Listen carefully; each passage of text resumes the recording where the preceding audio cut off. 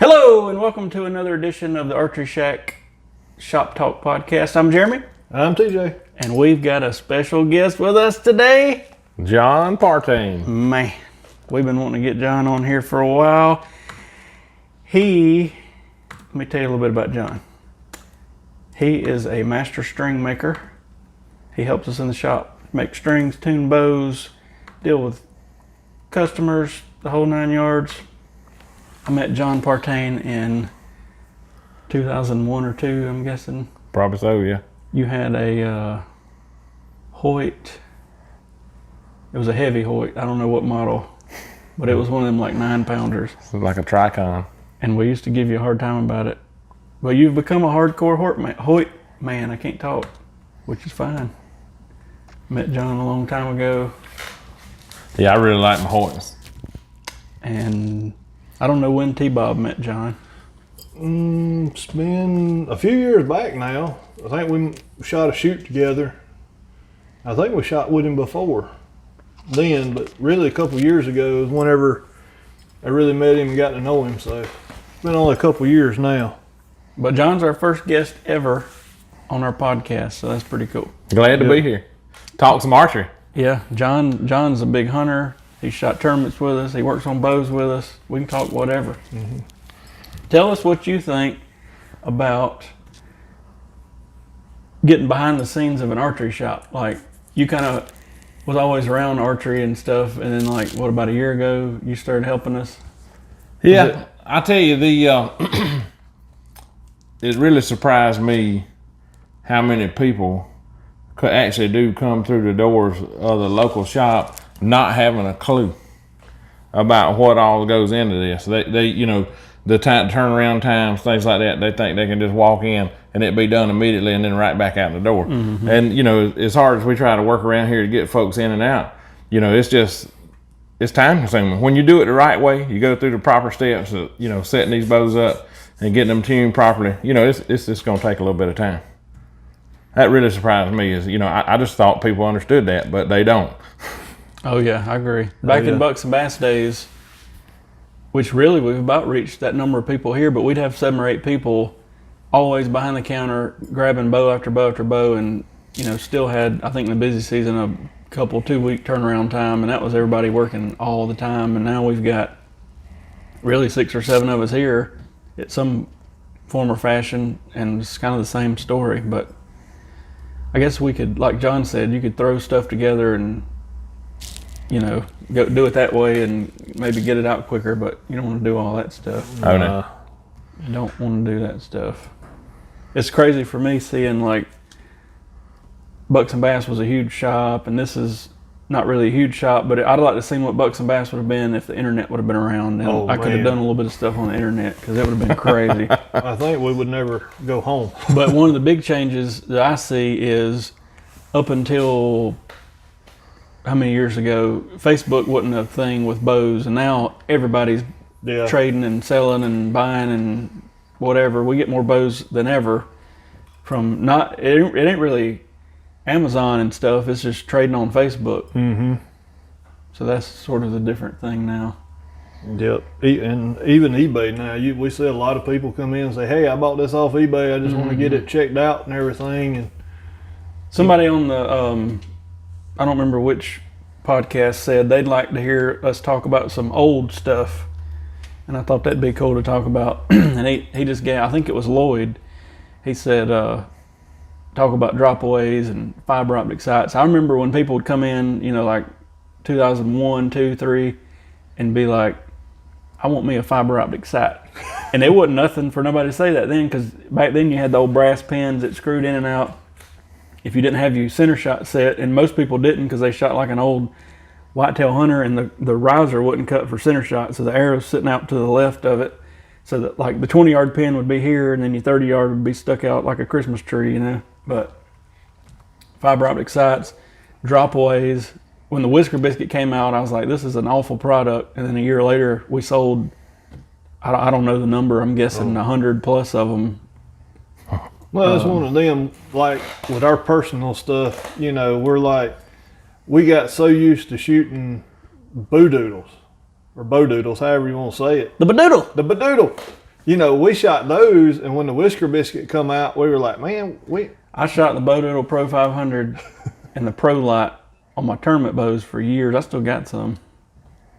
But you just never, we never thought, well, let's try a Whisker Biscuit. We always just stuck to what we know'd work. I just remember putting them on bows, and they would always paper tune, like just set them straight and level and paper tune. I thought, well, I guess there's something to it, because I'd always been taught to that point, you got to tune with spring tension and all this stuff. So it threw that out the door. Yeah, it did. John is a spot hog man through and through. I do like my spot hogs, but talking about that old equipment though, that had me thinking back. Years ago when I first got into archery, we used to go down over to Jeff's range there outside of Due West back in the 90s. And I picked up my first bow from Jeff. It was a Hoyt Fast Flight. Had the old bronze riser and the camo limbs on that thing. It really did weigh about 10 pounds. But I remember the sight on that thing. It was old Cobra. Had the brass pins and the paint was chipped on a couple of them, and me and old Jeff took some old hobby paint. He used to do a lot of airbrushing and stuff like that. And just dipped the end of it right there in the paint. Had a red one, a white one, green one. I got a trophy from Jeff's up here somewhere. That's who we ought to get on here one day. We'd be on here for 3 hours. Yeah. We had a guy, for those of you not local or been around for a while, Jeff Jordan. He had a 3D range back in the 90s and down in Due West, and it was sort of the place to be. And he had all these trick shots, and it was a cool deal. He's still around, comes in the shop some, getting a little age on him, but we might get him on here one day. Oh, he sure could shoot that recurve. I can think back at some of the trick shots and stuff he used to do. I remember it was the first time I had ever seen a flu arrow. He would have some balloons out there with prizes in it. You try to shoot one of those down. And I thought that was the coolest thing in the world, me being a young teenager out there trying to get into archery. I was really opened my eyes up to a lot of different things, but boy, am I glad that he did.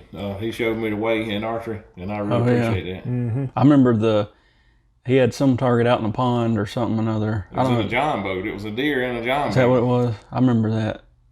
That was something else. And then I remember when Jeff got out of it, he sold it to a guy named Scott. And I'll never forget, this is probably not podcast appropriate, but Bucks and Bass had just got going. I took a group of probably 7 or 8 people down there, and we pulled up. And Scott changed it to just more or less, you pull up, and he had him a single wide on the property, and it was right down the road from where Jeff was at. You just go over and pay him and shoot for fun. It wasn't really any kind of a tournament or anything, but we pulled up one morning, I think it was a Sunday morning, and I didn't talk this place up. And Scott, and I don't know how many people were on his back porch, stoned out of their mind, smoking marijuana. I'm talking about couldn't walk out there to take our money.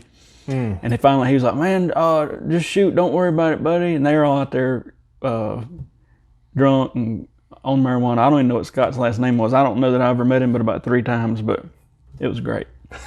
That's hilarious. It was great. After I didn't talk. Because it was such a good thing. Oh, yeah. That he had down there. Oh, yeah. But, that old equipment, I can't even remember the brand of arrow rest that we were running. It was just 2 prongs. TM Hunter, yeah. Probably old TM Hunter, yeah. Just little 2 prongs. And shooting old aluminum shafts. I remember the XX75s and the 78s.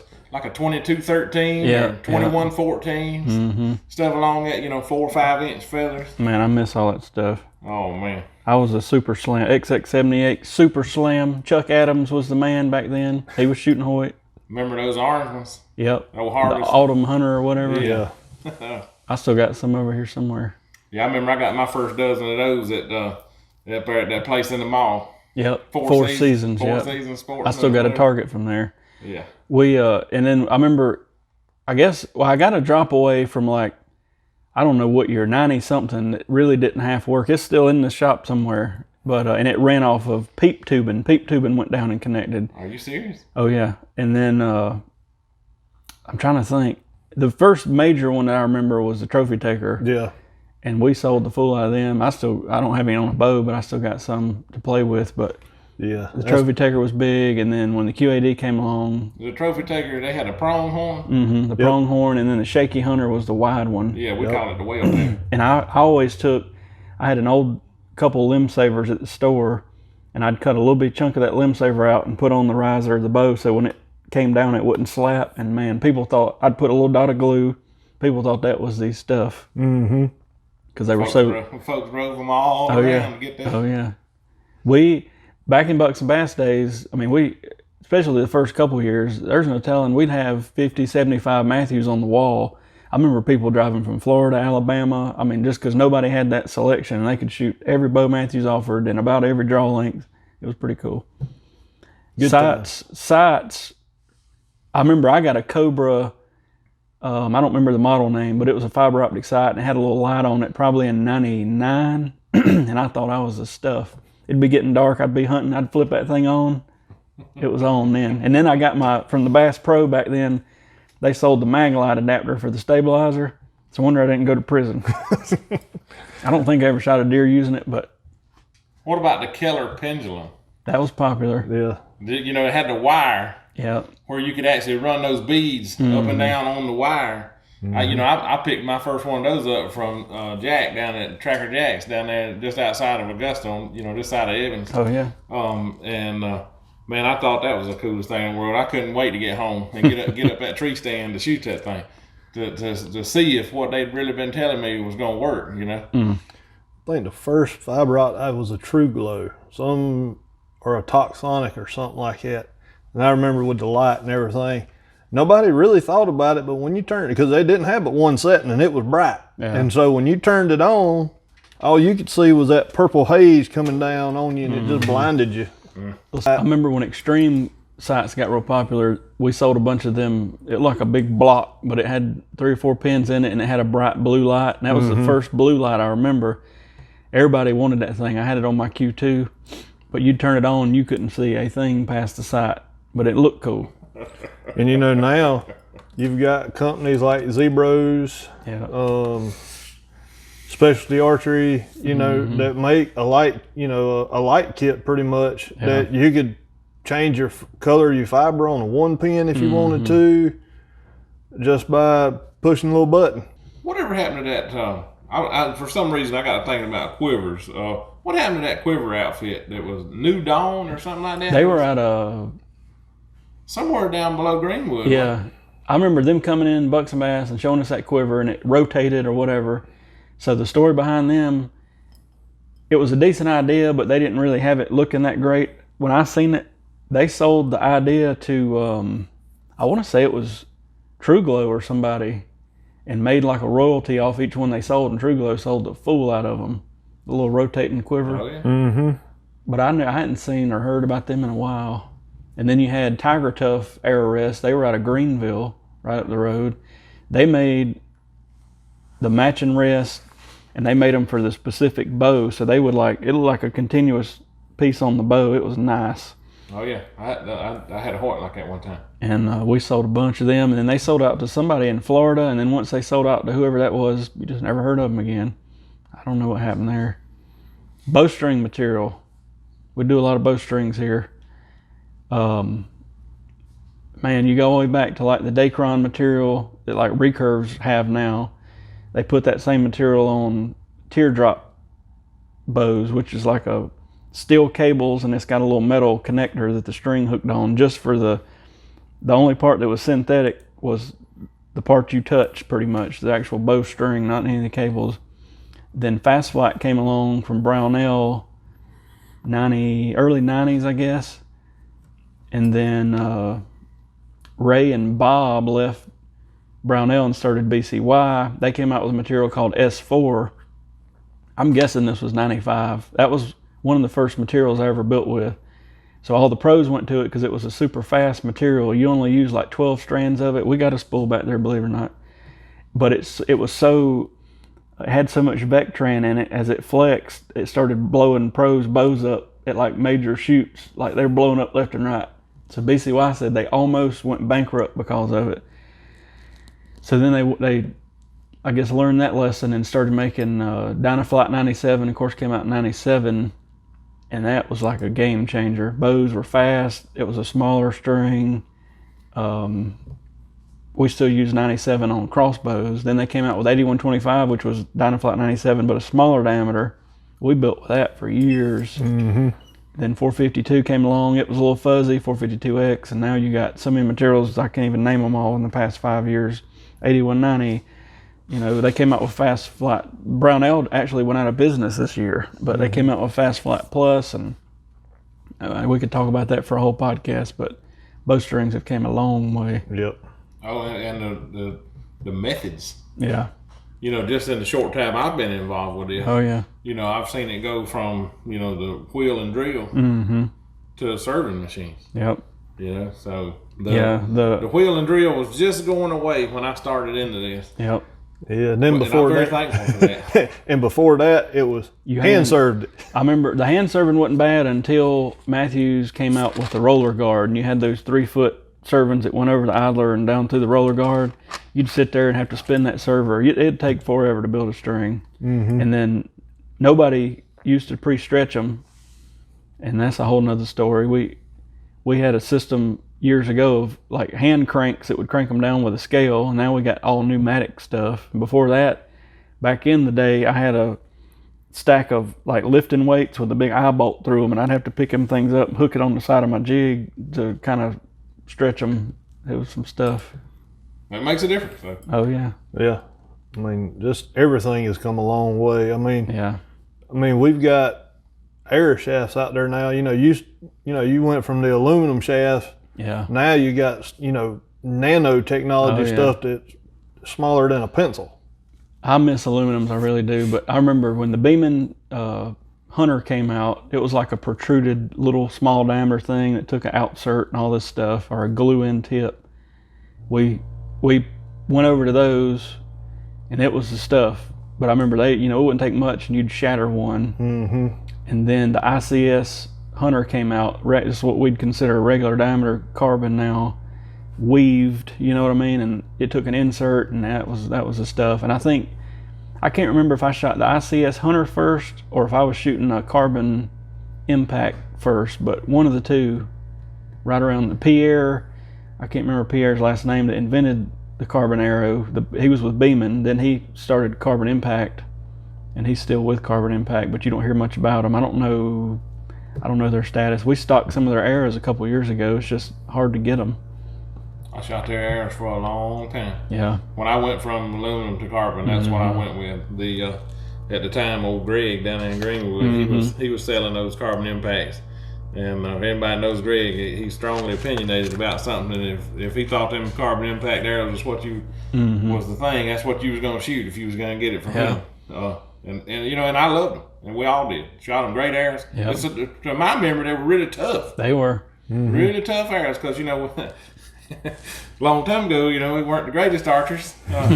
Still not, but a lot of misses, and it seemed to me like they would hold up really well. Yeah, they did. I ordered, I guess it was 2015 or 16, I ordered a bunch of them in here, and we did good with them. I guess I should order some more, but nobody other than people that deal with Greg down there had really heard of them, so more people's more prone to know about Easton or Black Eagle or Gold Tip or whatever, but good stuff. It's sort of weird though, when I called to order them, I guess I need to call back. It was like one lady in the office, and she just acted like they just pretty much had a warehouse full.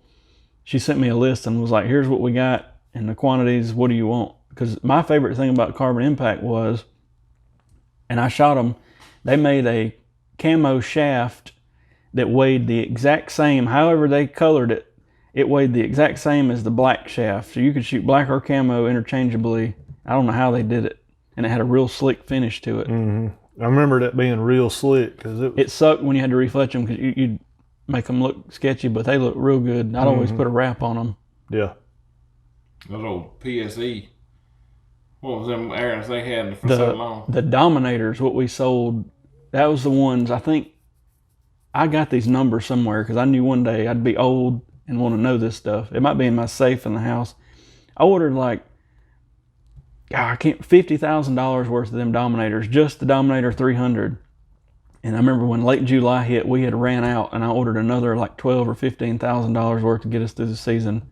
But if somebody came into Bucks and Bass, literally we'd just be like, this is the arrow to shoot. They'd be like, all right, they were $625 a piece, if I remember right. And we were, at the time, we were the only shop to where you didn't have to buy like a whole dozen. You could buy one or two or seven or whatever, and people thought that was the greatest thing on earth. And then, after the Dominators kind of phased out a little bit, they came out with the Radial X-Weaves. Yeah. the STL Hunter kind of replaced the Dominator. And then Yep. I was thinking about these the other day.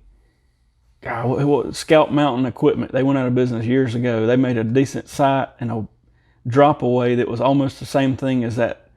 What was that drop away a couple years ago? The one that pivots. Oh, The one I don't like. Trophy Taker, not Trophy Taker. Trophy Ridge. Trophy Ridge Revolution. Yeah. They made a rest similar to that Revolution that like spun. I think it was kind of ahead of its time. But they made a shaft called the Epsilon, and it had Kevlar in it. And it had that same slick finish. And I remember we ordered a bunch of them. For about 2 years, I sold a good many of them, but it was more expensive. And then that company just vanished.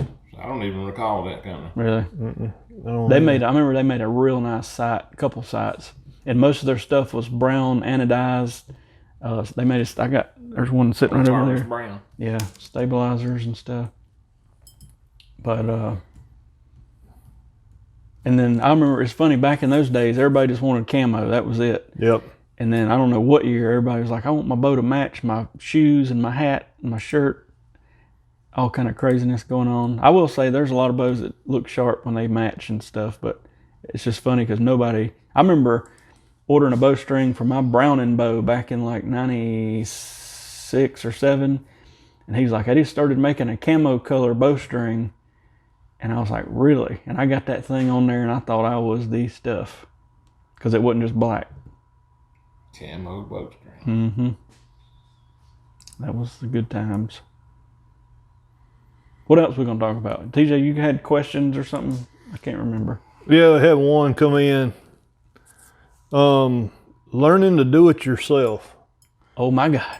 So, never tried to work on my own bow. I'd like to, but don't know where to start. Have a 2008 Martin that I'm not using. Should I start tinkering with it? I've watched as much YouTube videos as I can, but only can absorb so much watching. Any tips or ideas? Lord, there's so much stuff we can tell this cat. YouTube's, if you want to tinker with stuff, there's a lot of stuff on YouTube. I wish I'd have had YouTube back in the 90s because I had nothing. Literally, I'd work on like the neighbor's bows and half of them I'd take all the way apart. Like I'd take the limbs off, the cams off, shims out of it just so I could look at it and see how it was built. But now on YouTube, you can get on there and in an hour and a half, build your own bow. Pretty much. Nah, but you can get on YouTube and learn a lot of stuff. And we got stuff out there too. It's one of them, it's kind of like we had to do too, just learn by doing. Yeah, well, Partain's a good example.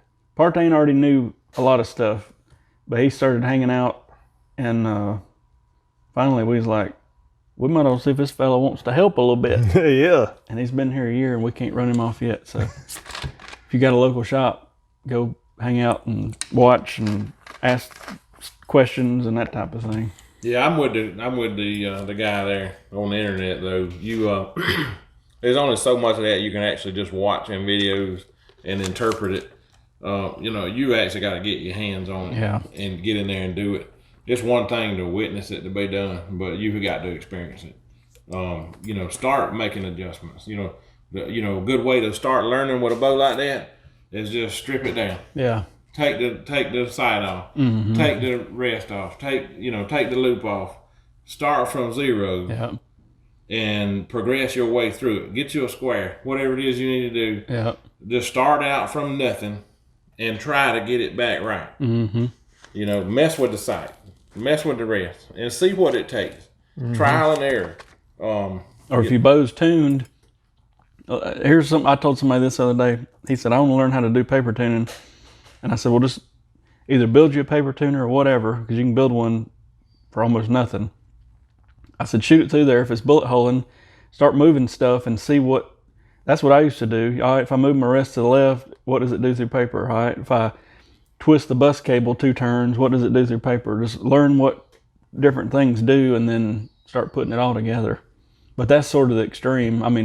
Average Joe probably won't want to start twisting all that, but average Joe could definitely amount of sight, that type of thing. Put on a D-loop, things like that. You could have damage to a loop in the field, for the hunters, and that stuff you ought to be able to replace. Yep, agreed. But looking back now at what we do, back then, we did a lot of stuff extra that most people probably wouldn't have done. But now I almost feel like even when a new bow comes in, we got to where we'll look it over. I mean, it's been in a box for a week in the back of a UPS truck. You might have to retime the cams and all this stuff. I never would have thought much about that back then. I always back then thought, I'm taking this bow out of the box new. It's in pristine condition as it sits. It'll never get any more perfect than it is. And I was far from the truth then. But even your top manufacturers are going to have a few come, and then not just a transit, but they're going to be some. Yeah. That.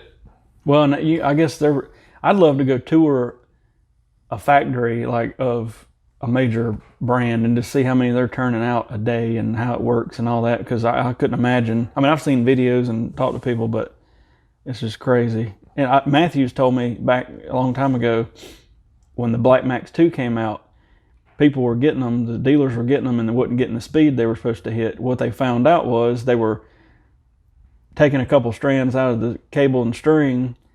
So they shipped one to some shop in Arizona and had that guy to ship it right back to them. And they said by the time they got it back and it had been through the heat and the travel and all this stuff, everything was out of whack. So then they started thinking, okay, maybe we need to change how we're doing this. But ultimately, you got to ship a bow and you ain't gonna put it in a refrigerated truck. But